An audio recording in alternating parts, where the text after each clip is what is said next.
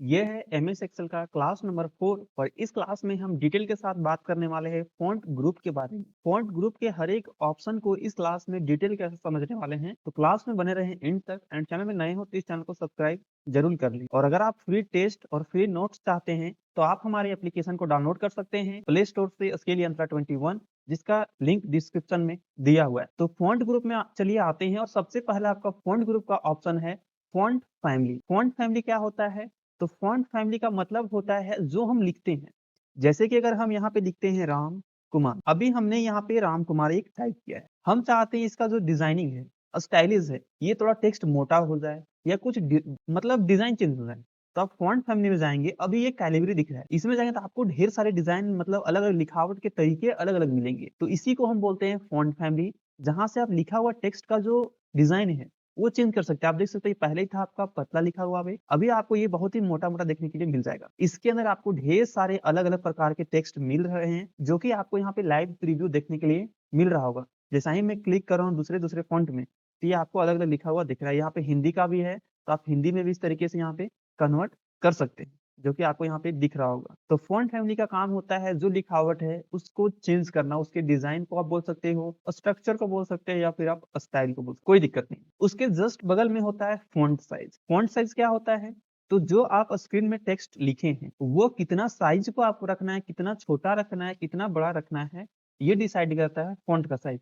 जहाँ से इसका साइज़ को आप इंक्रीज़ कर सकते हो, डिक्रीज़ कर सकते हो, यानी छोटा और बड़ा आप कर सकते हैं। अभी ये साइज़ मेरा इतना है, अगर हम चाहते हैं इसका साइज़ को थोड़ा और बड़ा कर दें, तो आप फ़ॉन्ट साइज़ में जाएँगे, इस एरो में क्लिक करेंगे, आप इस तरीके से क्लिक करके आप यहाँ से बड़ा कर सकते हैं। ये आप यहाँ से मैनुअली अगर माउस से बात करें तो माउस से आप मैक्सिमम 72 तक कर सकते हैं और मिनिमम आप 8 तक कर सकते हैं, ठीक है? बट अगर मान लीजिए हमें 72 से भी बड़ा फ़ॉन्ट का साइज़ को करना है, कुछ बहुत बड़ा हेडिंग देना है, तो हम कैसे देंगे? तो इसके लिए आपको कीबोर्ड से टाइप करना पड़ेगा। एक बार आपको फ़ॉन्ट साइज़ में क्लिक करना है।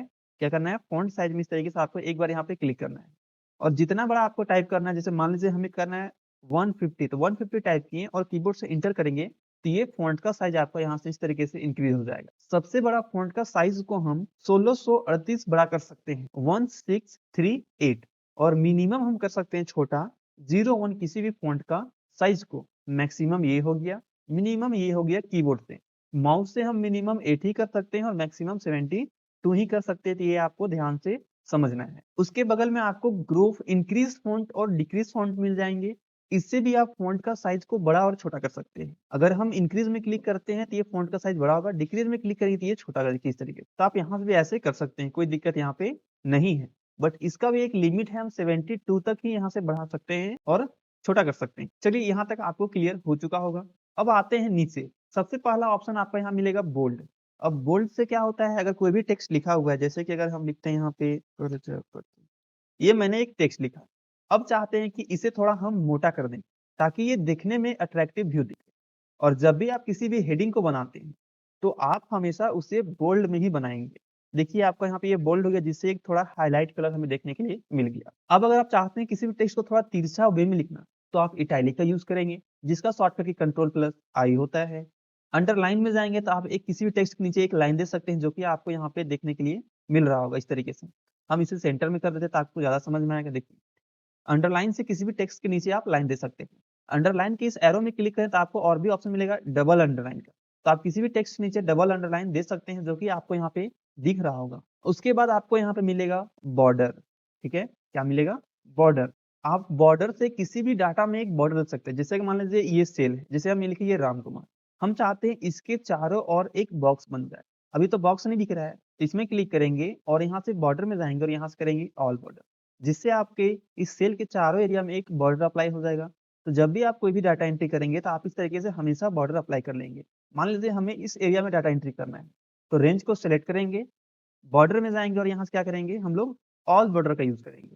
जिससे आपका इस तरीके से पूरे डाटा में बॉर्डर अप्लाई हो जाएगा। इसी तरीके से अगर आपको टॉप में चाहिए तो टॉप ले सकते हैं, बॉटम चाहिए तो बॉटम ले सकते हैं, left, right, no border, thick border, outside border, तो ये सारे ऑप्शन हैं जो कि आप यहाँ पे एक-एक करके चेक ज़रूर करेंगे, ताकि आपको काम करने टाइम कोई भी प्रॉब्लम फेस करना ना पड़े। इसके बाद आपका सबसे इम्पोर्टेंट आता है फिल कलर। फिल कलर का मतलब क्या है? जैसे हमने यहाँ पे दिया, जैसे लिखा हो यहाँ पे सीरियल नंबर, आइटम नेम और रेट। हम चाहते हैं इसको कुछ हाइलाइट कलर से फिल करें। तो आपको एक चीज़ ध्यान देना पड़ेगा कि जब भी हम कोई डाटा एंट्री करते हैं, तो उसका हेडिंग हमेशा आपको हाइलाइट कलर में ही रखना है। तो आपको डाटा को इस तरीके से सेलेक्ट करना है। अब आपको फिल कलर में जाना है और जो कलर आपको अच्छा लगे, जो कलर हाइलाइट में दिखे, उस कलर को आपको ले लेना है, जिससे पता चले कि ये हमारा हेडिंग है, ठीक है? उसके बाद आता है आपका फ़ॉन्ट कलर या टेक्स्ट कलर, फ़ॉन्ट कलर यहाँ पे। फ़ॉन्ट कलर से क्या होगा, जैसे अगर यहाँ पे बात करें, तो हम लिखे राम कुमार, तो अभी ये कलर जो दिख रहा है वो आपको ब्लैक में दिख रहा है। अगर हम चाहते हैं इसे रेड में करना, तो इस फ़ॉन्ट वाले कलर में जाएँगे और जो भी कलर आपको अच्छा लगे उसमें टिक कीजिए। अभी रेड हो चुका है, हमें येलो करना है, तो हम यहीं से जाके येलो इस तरीके से कर सकते हैं। तो आपको 100% ये समझ में आ चुका होगा, फ़ॉन्ट ग्रुप के बारे में कंप्लीट ये डिटेल्स वीडियो है।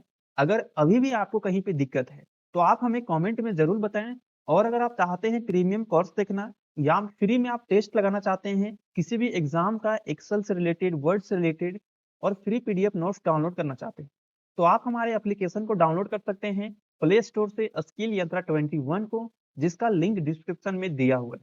तो एक बार आप चेकआउट ज़रूर कीजिए, फ्री चीज़ों का यूज़ ज़रूर कीजिए। अब आते हैं हम लोग अलाइनमेंट ग्रुप के अंदर। डाटा एंट्री में अलाइनमेंट ग्रुप और फ़ॉन्ट ग्रुप का बहुत ही इम्पोर्टेंस है। अब अलाइनमेंट्स क्या होता है? जैसे कि अगर मैं यहाँ पे कुछ नंबर टाइप कर रहा हूँ, जैसे अगर मैं लिख रहा हूँ यहाँ पे कुछ ए लिखा तो ये डाटा आपका किधर लिखा रहा है? Left side. अगर हम यहाँ से नंबर लिखते हैं, तो ये लिखाता है राइट साइड। टेक्स्ट का जो डिफ़ॉल्ट अलाइनमेंट होता है, वो होता है लेफ्ट साइड और नंबर का होता है राइट साइड। तो आपको ध्यानपूर्वक समझना है। अब हमें मान लीजिए दोनों को ही एक साइड में करना है, या तो राइट साइड करना है या फिर आपको सेंटर करना है। तो दोनों को ही सिलेक्ट करना है इस तरीके से और आपको ये सेंटर वाले बटन में क्लिक करना है, जिससे आपका दोनों डाटा इस तरीके से सेंटर में चला आएगा। तो आप अलाइनमेंट से लेफ्ट कर सकते हैं, राइट टॉप में कर सकते हैं, लेफ्ट, राइट और सेंटर कर सकते हैं।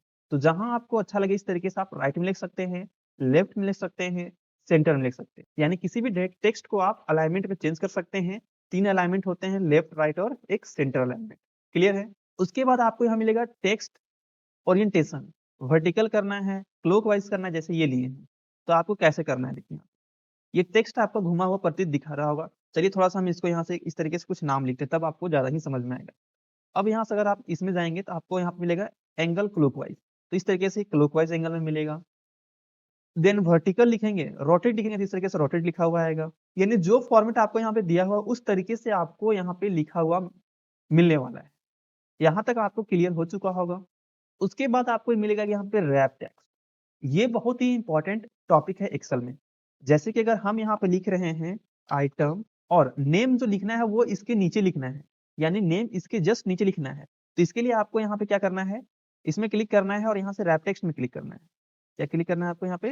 रैप टेक्स्ट या इसमें अल्ट के साथ एंटर करेंगे, तो आप यहाँ से आइटम नेम इस तरीके से लिख सकते हैं। आपका ये आइटम नेम लिखा चुका है, जो कि यहाँ पे रैप टेक्स्ट एक्टिवेट हो चुका है। तो या तो आप इसमें क्लिक कीजिए या फिर कीबोर्ड से अल्ट के साथ एंटर प्रेस कीजिए। जैसे कि अगर हमें यहाँ लिखना है, जैसे कि हम लिखे यहाँ पे राम और कुमार जस्ट इसके नीचे लिखना है, पर एक ही सेल के अंदर लिखना है। तो यहाँ पे कीबोर्ड से अल्ट के साथ एंटर करेंगे और नीचे हम इस तरीके से कुमार को भी लिख सकते हैं।